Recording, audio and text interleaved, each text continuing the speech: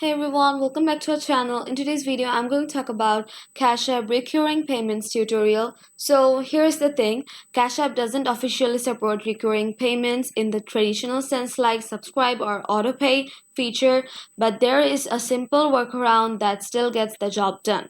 You can use the Cash App card with third-party apps like Apple Wallet, Google Pay, or directly with services that accept debit card for autopay.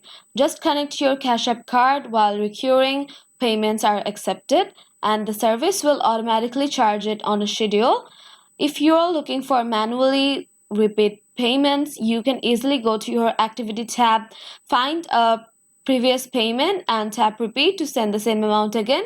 This makes repeating a transaction fast and easy. So this was it for today's video. If you found this video helpful, don't forget to like and subscribe and hit the bell button to get more updates of our channel. Thank you so much for watching.